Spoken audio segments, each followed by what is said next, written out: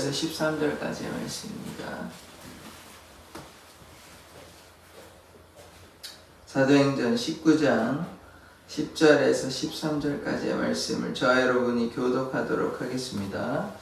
2해 동안 이같이 하니 아시아에 사는 자는 유대인이나 헬라인이나 다 주의 말씀을 듣더라. 하나님이 바울의 손으로 놀라운 능력을 행하게 하시니 심지어 사람들이 바울의 몸에서 손수건이나 앞치마를 가져다가 병든 사람에게 얹으면 그 병이 떠나고 악기도 나가더라. 13절 같이 읽겠습니다. 이에 돌아다니며 마술하는 어떤 유대인들이 시험 삼아 악기 들린 자들에게 주 예수의 이름을 불러 말하되 내가 바울이 전파하는 예수를 의지하여 너희에게 명하노라 하더라. 아멘. 하나님께서 바울을 사용하여 주신 것처럼 우리를 사용하여 주시옵소서. 아멘. 예수 그리스도의 이름으로 기도드립니다. 아멘. 어제 제가 이렇게 설교를 준비하다 보면 저도 실수를 할 수가 있는데 5절의 말씀부터 이제 봐야 되는데 5절을 이제 뛰어넘고 6절부터 9절까지 보았는데 5절 한번 읽어보면 그들이 듣고 주 예수의 이름으로 세례를 받으니 예수의 이름으로 이 세례를 받았다. 이 말씀을 제가 해야 되는데 6절부터 9절까지 해가지고 이 말씀을 그냥 뛰어넘어 버렸습니다. 이제 어제 4절까지 그 전날 4절까지 하고 5절부터 해야 되는데 제가 준비하다가 그냥 6절부터 하겠습니다. 그러니까 그 내용을 이제 연결해서 말씀을 드리면 이들이 이제 요한의 세례만 알게 됐잖아요. 제자들이 그러니까 예수를 믿는 사람들이 요한의 세례만 알았는데 이게 아볼로와 같은데 아볼로는 브리스길라와 아굴라가 이제 요거를 가르쳐 줬고 지금 이제 바울이 이제 가르쳐 주는 장면인데 요한의 세례만 안다는 것은 무엇만 안다는 것이냐면 물 세례만 안다는 것이고 그래서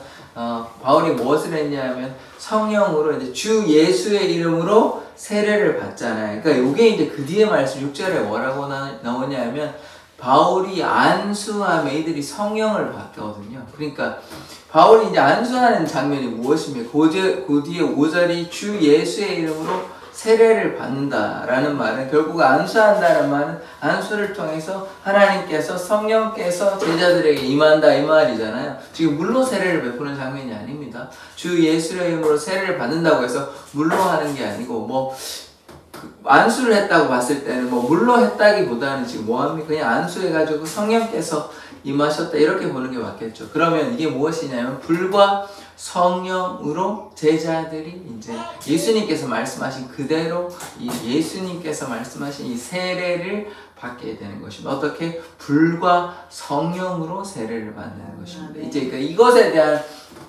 우리가 이해를 이제 구분해서 해야 되는 것입니다. 그러니까 우리가 예수를 믿는다는 것은 물로만 이렇게 세례받는 그것이 중요한 것이 아니라 뭐가 중요하냐? 성령께서 우리 안에 임재하시고 성령이 임재하심으로 말미암아 우리가 예수를 주라 고백한다. 이 성령으로 세례받는 장면이 이제 어제 나타난 장면이거든요. 이제 바울을 통해서 이제 안수를 했기 때문에 바울이 세례를 베푼 거랑 마찬가지죠. 왜냐하면 주 예수로 세례를 받고 이제 안수하며 성령이 들어갔으니까 성령께서 임하셨기 때문에 그렇기 때문에 이제 바울을 통해 이들이 이제 뭐 하게 됐냐면 방언도 하고 예언도 했다 이런 얘기가 나옵니다. 12명이 되었다 이런 얘기를 하는데 그래서 이제 또 핍박이 있었습니다. 사람들이 대적했는데 이번에는 바울이 대적하지 않고 나쁜 말 하지 않고 그냥 자리를 옮겨버립니다. 이제 두란노 서원에 가서 이제 계속해서 강론을 하고 이제 오늘 보시면 2년 동안 2회 동안 에베소는 1년 6개월 있었잖아요. 1년 6개월 있었는데 에베소가 아니고 고린도는 1년 6개월인데 지금 에베소는 이제 2회 동안 2년 동안 두란노 서원에서 강론을 하게 되는 것입니다. 이 두란노 서원이 뭐냐면 두란노가 세운 학교라고 보시면 되는데 두란노 이름을 찾아보니까 주권자라는 뜻입니다. 서원이 책이 있는 곳, 학원이나 학교 이렇게 강론을 하는 곳. 근데 이게 무엇을 위한 학교이냐면 유대인 회당은 당연히 율법이나 이제 이스라엘 백성을 위한 곳인데 두란노 소원은 그런 것이 아니에요. 그런 것이 아니고 지금이라면 뭐 어떻게 이해할까요? 뭐 기독교 학교가 아닌 것입니다. 그냥 일반 사람들을 위한 헬라 문화를 위한 곳인데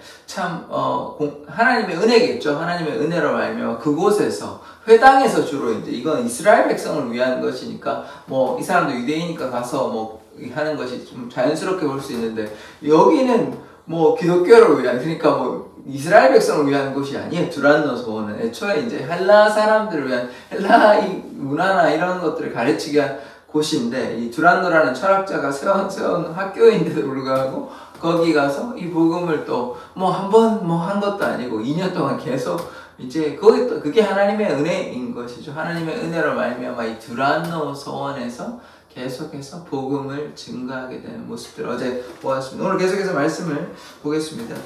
10절에 보시면 2해 동안 이같이 아니 분명히 2해라고 나오죠. 2년 동안 머물렀다는 것입니다. 두란노 소원에서 아시아에 사는 자는 유대인이나 헬라인이나 다 주의 말씀을 듣더라. 이 아시아라고 얘기하면 지금 우리가 생각하는 아시아가 전혀 아니고 이 터키 지역에 뭐 터키 지역도 뭐 넓게 보면 아시아가 맞긴 한데 그 해안 지역에 터키 지역에 그 소아시아 7개 요 고지역 고아시아 지역 그 얘기를 하는 것입니다. 그 안에 또 에베소가 있으니까. 그러니까 에베소에 머물렀다는 얘기죠. 크게 보면. 우리가 한국에 머물렀다고, 우리가 서울에 머물러도 한국에 머물렀다 이렇게 얘기할 수 있잖아요. 뭐 아니면 뭐 충북에 머물렀지만, 우리가 제천에 머물렀지만 충청도에 머물렀다 이렇게 얘기할 수 있는 것처럼. 그래서 지금 아시아의 지역에 머물렀는데, 그 뭐 아시아 지역 중에 어디 뭐 에베소에 머물렀습니다. 2년 동안 머물러면서 뭐 했냐? 두란노 서원에서 두란노 학교에서 이 복음을 계속해서 전달했다. 이제 2년 동안 했다는 것은 하나님의 돌보심이 있었고 큰 어떤 핍박이나 대단한 그런 문제는 없었다는 것이죠. 뭐 회당에서 하는 게 아니다 보니까 이들이 이렇게 비난을 하거나 이런 일이 크게 없었던 것 같아요. 만약 그런 일이 있었으면 또 옮기거나 떠나야 되는 상황이 되는데 저번에 이제 고린도에서도 이렇게 1년 6개월 동안 나와서 한 것처럼 여기서도 뭐 큰 문제 없이 2년 동안 계속해서 복음을 증거했는데 오늘 말씀 어떻게 보냐면 유대인이나 헬라인들이 다 주의 말씀을 듣더라. 그래서 이 말씀을 듣고 예수를 믿게 되는 역사가 나타나지 않겠습니까? 그러니까 유대인과 헬라인들이 다 2년 동안 주의 말씀을 듣더라. 물론 안 믿는 사람도 있었겠고 회당에서 하는 것이 아니라 그렇게 방해는 못할 텐데 당연히 반대하는 사람들은 늘 있었긴 하죠. 그런데 중요한 건 2년 동안 이렇게 하면 많은 사람들이 복음을 듣고 주께 돌아오는 역사가 분명히 나타나게 된 것입니다. 자, 11절. 하나님이 바울의 손으로 놀라운 능력을 행하게 하시니 이 말씀이 이게 참 감사한 말씀인데 하나님께서 바울을 사용하셨습니다. 바울을 통하여 놀라운 바울의 이 손으로 손으로는 손만 한다는 것이 아니라 바울을 통하여 놀라운 능력을 행하게 하신다. 놀라운 능력이 나타났다. 다른 말로 하나님의 역사가 바울을 통하여 나타났다라는 것이죠. 이게 그냥 기술하는 것이 아니라 어떤 말을 중심으로 얘기하냐면 하나님께서 바울을 사용하셨다. 이런 말이 중요한 거거든요. 그러니까 하나님께서 바울을 사용하셨다는 말은 우리도 사용하신다는 말로 동일하게 이해하면 되는 것입니다. 이 성경의 말씀을 우리가 볼 때는 하나님께서 바울을 사용하셨으니 하나님께서 우리도 사용하여 주신다. 그러니까 우리가 어떻게 해야 됩니까? 주님께 기도로 믿음으로 나아가면 하나님께서 바울을 사용하신 것처럼 우리도 사용하여 주셔서 놀라운 하나님의 역사가 나타나게 되는 것입니다. 그래서 바울이 이제 자기는 죽고 오직 그리스도만 드러내는 삶을 살아가다 보니까 너희는 먼저 그의 나라와 그의 의를 구하라. 하나님의 나라와 하나님의 영광과 하나님의 복음을 위해서 예수의 복음을 위해서 열심히 헌신을 하니까 하나님께서 바울을 통하여 많은 역사가 나타나게 사용하시는 것입니다. 그래서 오늘 이런 말만 그치는 것이 아니라 뒤에 어떤 장면이 이제 또 상세하게 또 기술이 되어 있거든요. 그 뒤에 말씀이 어떻게 나와 있냐면 12절에 심지어 많은 사람이 돌아올 텐데 그것이만 그치는 게 아니라 사람들이 바울의 몸에서 손수건이나 앞치마를 가져다가 병든 사람에게 얹으면 그 병이 떠나고 악기도 떠나니라. 이 지금 놀라운 역사가 나타나는데 어떤 역사가 나타나냐면 바울이 뭐 했냐면 이 천막을 만드는 사람이었습니다. 왜 천막을 만들었냐면 천막을 만들어 가지고 파는 것을 통해서 자신의 이제 경비나 이런 돈을 스스로 충당한 것이죠. 뭐 여기서 만들었다 안 만들었다 알 수는 없으나 추측컨대 손수건이나 앞치마를 이제 가져다가 했다는 것은 뭐 자기가 필요 없는데 일부러 뭐 손수건 넣고 뭐 앞치마 하고 이럴 필요는 없잖아요. 그러니까 이제 이 사람이 앞치마를 했다. 이를테면 어떤 사람이 앞치마를 했다는 것은 뭐 무엇을 만들거나 아니면 뭐 설거지를 하거나 뭘 했잖아요. 그러니까 여기서도 이 앞치마나 손수건을 통해서 바울이 천막을 만드는 일을 했다. 이렇게 우리가 추측을 할 수 있는 것입니다. 지금 여기서 천막을 만드는 게 중요한 것은 아니고 사람들이 바울에게서 그 손수건이나 앞치마를 이렇게 가져간 거예요. 왜냐하면 바울에게 지금 놀라운 역사들이 막 나타나니까 뭐 2해 동안 뭐 얼마나 많은 일이 있었겠습니까? 이렇게 일어나니까 손수건이나 앞치마를 가져가지고 병든 사람에게 이게 얹어버리니까 병든 사람이 나아버리는 것입니다. 이런 놀라운 역사가 나타나.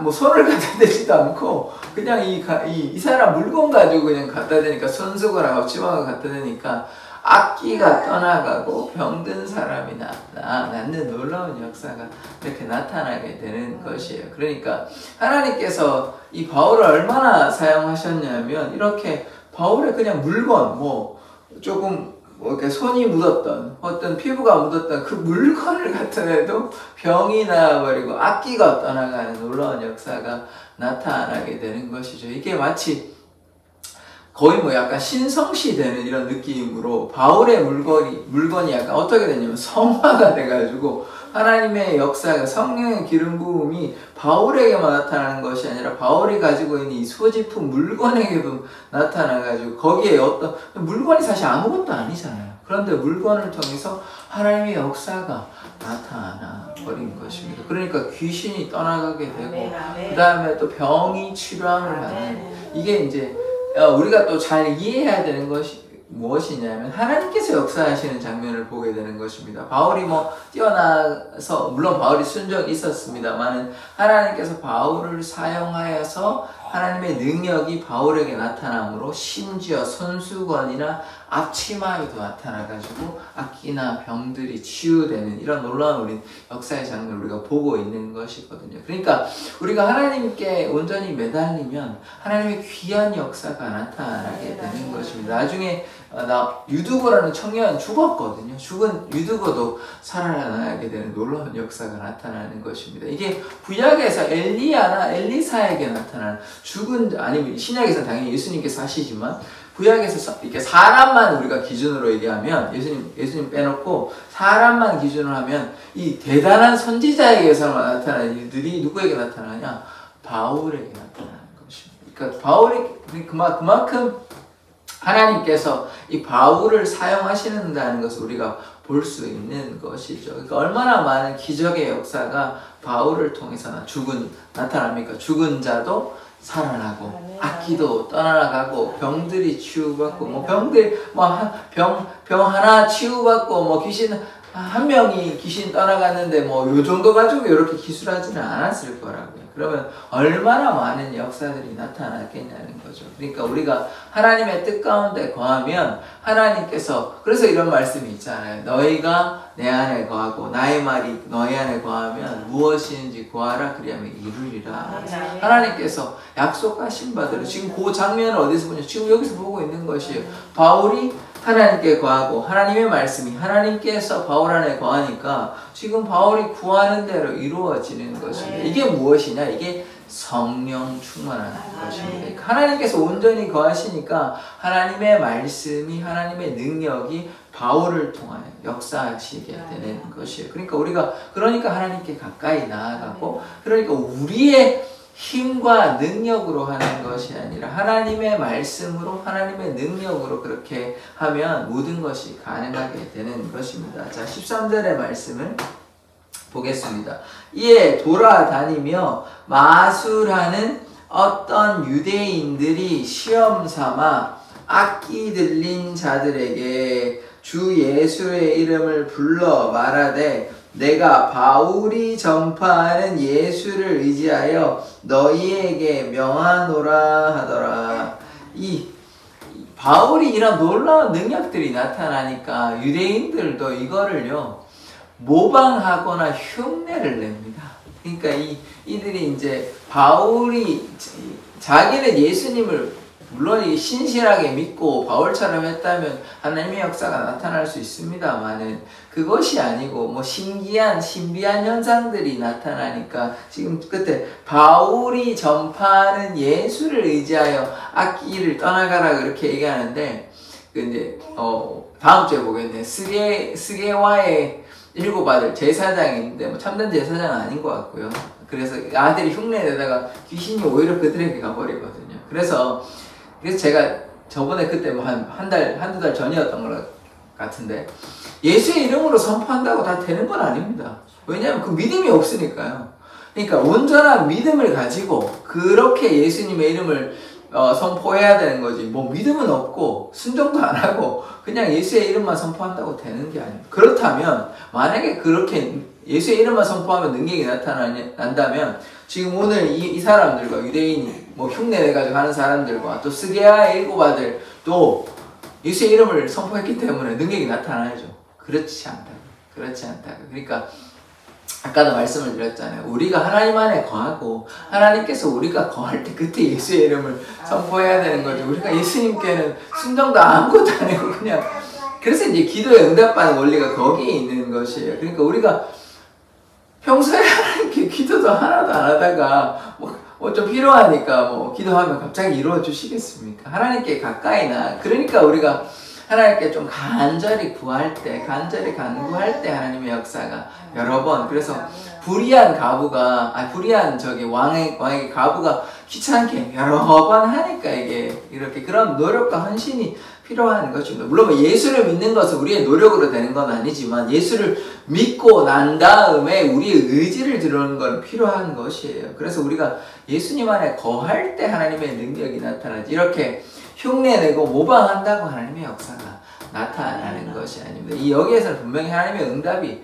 없는 것이거든요. 악기가 떠나가겠습니까? 안 떠나가죠. 흉내내고 모방하는데 그러니까 아무런 능력이 없는데 하나님의 임재 가운데 거하지 않는데 그냥 뭐 예수의 이름으로 선포한다고 되는 게 아닙니다.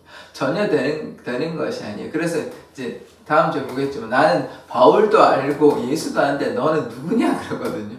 그러니까 네가 무슨 권세로 이런 일을 하냐 이 말이에요. 그러니까 아무 능력이 없잖아요. 그냥 흉내낸다고 되는 것이 아니에요. 그러니까 그러면 어떻게 우리가 이런 하나님의 능력이 나타나게 되냐? 하나님의 말씀과 기도로 무장하고 하나님 안에 거하고 하나님께 가까이 나아가면 성령께서 우리 가운데 임재하시고 말미암아 그러므로 우리가 또 귀신도 쫓아낼 수도 있는 것이고 또 병도 치유하게 되는 놀라운 역사가 나타나게 되는 것이에요. 그것이 우리의 능력으로 하는 것이 아닙니다. 하나님께 의지하면 하나님께서 오늘도 보셨잖아요. 하나님께서 바울의 손을 쓰시고 사용하신 것이에요. 그러니까 하나님께서 바울을 사용하셔서 하나님의 능력이 바울을 통해서 나타나는 것입니다. 이제 바울이 이제 예수의 이름으로 뭐 이렇게 선포했겠죠. 그러니까 이 사람들이 예수의 이름으로 뭐 하면 되는 줄 알고 믿음은 없고 뭐 하나님에 대한 온전한 신앙은 없고 그냥 경건도 없고 거룩도 없고 순종도 없고 그냥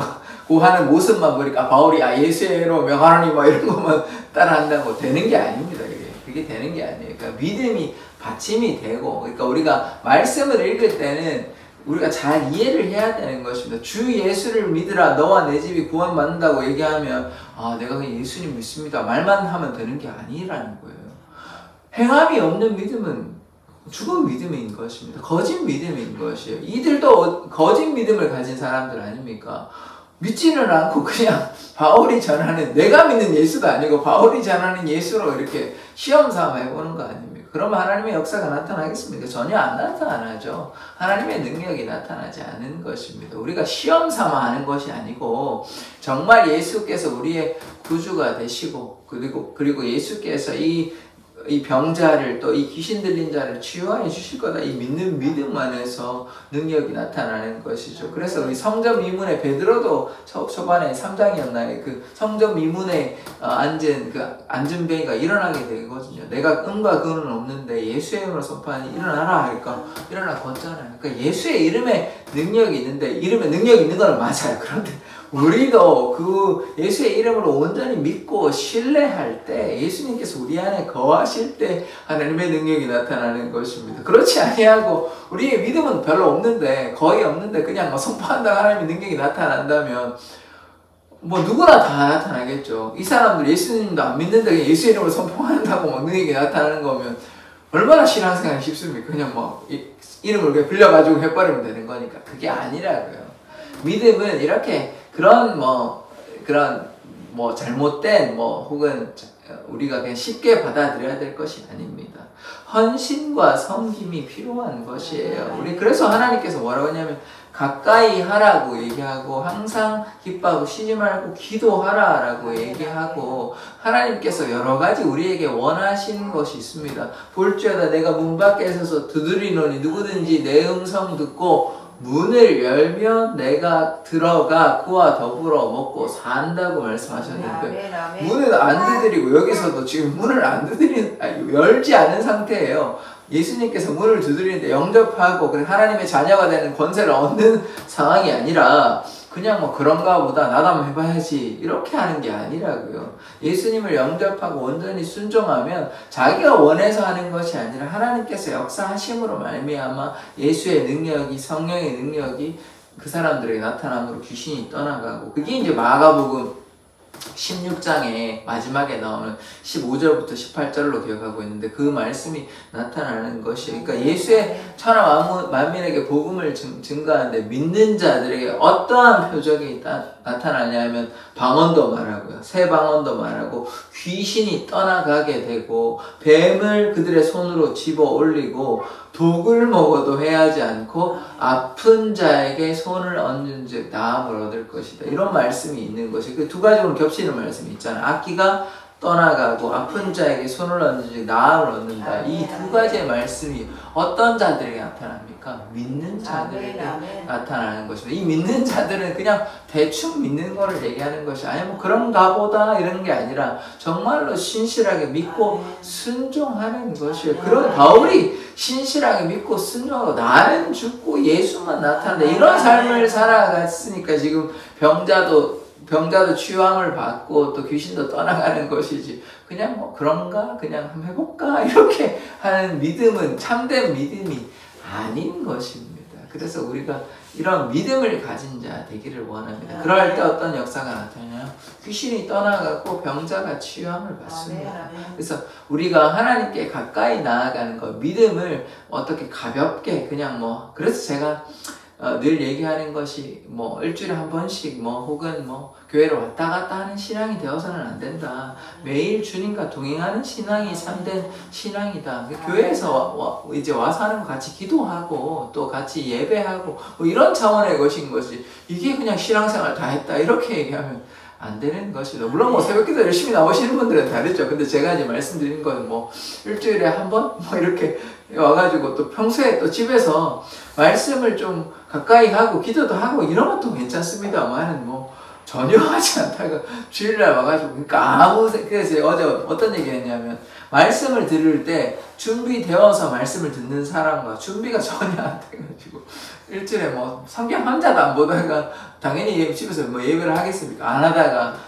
그냥 와가지고 이렇게 하면 별로 은혜가 안 되죠. 세상 가운데 거하고 있다. 물론 교회 오신 것만 해도 너무 감사한 일이기는 한데 그런데 그렇게 되면 어떻게 됩니까? 믿음이 자라지가 않아요. 믿음이 자라지가 아니고 1년이 되든 2년이 돼도 그냥 일주일에 한 번씩 왔다 갔다 하는 신앙이 돼버리니까 그래서 믿음이 자랄 수가 없습니다. 그래서 우리가 어떻게 되냐면 평소에 주님을 사랑하는 자 되어야 돼요. 말씀과 기도로 주님 앞에 나아가고 주님의 뜻을 쫓아 순종을 할 때 하나님의 역사 그것을 우리가 뭐라고 하냐 그것을 믿음 생활, 경건 생활, 신앙 생활이라고 합니다. 그러니까 믿음을 가벼이 여겨서는 안 돼요. 그것은 우리가 그냥 예수를 믿는다라고 얘기하면 그 믿음 안에 사실 우리의 삶도 주님께 다 내어드린다, 순종한다는 말이 그 안에 다 들어가 있는 것입니다. 순종도 안 하고 뭐 하나님을 온전히 신뢰하지도 않으면서 그냥 믿는다라고 얘기하면 그 믿음 생활은 참된 믿음이라고 보기에는 부족함이 많죠. 좀 참된 믿음이 아니라고 보는 게, 아니면 너무 연약한 믿음이라고 볼 수밖에 없는 것이죠. 그런 사람들에게 하나님의 역사가 나타나기는, 물론 한 번은 그 사람, 그 영혼을 좀 불쌍히 여겨서 그렇게 나타날 수는 있을지는 모르겠으나 굉장히 제한적입니다. 그러니까 우리가 믿는다는 것은 우리의 삶을 내어드리고 주님께 순종한다, 이렇게 우리가 보셔야 하는 것입니다. 그러하면 우리가 순종하면 하나님께서 우리의 소원을 다 들어주시는 것입니다. 시편 37편으로 기억하고 있는데, 여호와를 기뻐하라, 내 마음의 소원을 이루어 주실 것이다, 그렇게 말씀하셨어요. 그러니까 여호와를 기뻐한다, 믿는다, 이 말은 무엇입니까? 순종한다는 것이에요. 순종하니까 하나님의 역사가 나타나는 것이지, 그냥 그냥 대충 그런가 보다 하면요, 하나님의 역사는 나타나지 않는 것입니다. 그래서 오늘 바울을 통하여 귀한 하나님의 역사가 나타나게, 많은 사람이 돌아오고 말씀의 역사만 나타나는 것이 아니라 이 기적의 역사, 치유와 귀신이 떠나가는 이 축기의 역사도 이렇게 나타나는 것을 보았으니, 이것이 다 성령의 역사고 하나님의 역사이고, 아까 마가복음에 보신 것처럼 믿는 자에게 이러한 표적이 나타납니다. 이거는 바울에게만 해당되는 것이 아니에요. 우리도 하나님께 간절히 나아가고 기도한다면 우리를 통하여 귀신이 떠나가고 또 병자가 치유함을 받는 역사가 나타납니다. 그런데 우리가 한 가지만 제가 말씀을 좀 더 드리자면, 우리를 통해 하나님의 역사도 나타나지만 믿는 자들이, 받는 자들의 믿음도 필요한 것입니다. 할 수 있거든이 무슨 말이냐, 믿는 자에게 능치 못하는 일 없다고 말씀하셨거든요. 물론 그 하나님의 역사를 나타내는 자, 바울과 같이 이 믿는 하나님의 종, 하나님의 사역자 혹은 하나님의 제자, 예수의 제자들도 중요하지만, 하나님의 역사를 받는 귀신이 들렸다든지 병에 걸렸던 사람들의 뭐도 중요하냐?